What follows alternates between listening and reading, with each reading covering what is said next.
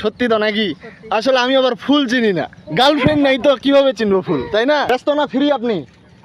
এটা কি কৃষ্ণচূড়া ফুল না? এই যে এটা কৃষ্ণচূড়া ফুল না? আর যাই হোক, আমি যেটা মনে করছি এটাই কৃষ্ণচূড়া ফুল। আরে দাঁড়া দাঁড়া দাঁড়া দাঁড়া দাঁড়া দাঁড়া দাঁড়া, ব্রেক মার। কৃষ্ণচূড়া ফুল, বাপরে বাপ, অনেকদিন ধরে খুঁজতেছি, বহুত দিন ধরে খুঁজতেছি।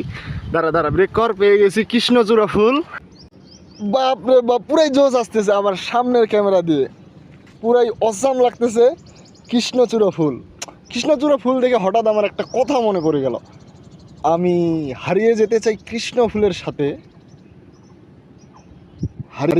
আচ্ছা কি তৈরি করা,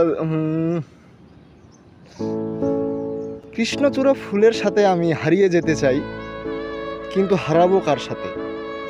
আমার তো গার্লফ্রেন্ডে নাই।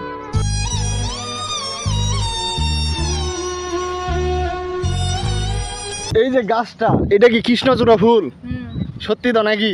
আসলে আমি আবার ফুল চিনি না, গার্লফ্রেন্ড নাই তো কিভাবে চিনবো? আমি কিন্তু গোলাপ ফুল, রজনীগন্ধা এইসব ফুল চিনি না তো, কারণ ফুল চিনবো কিভাবে?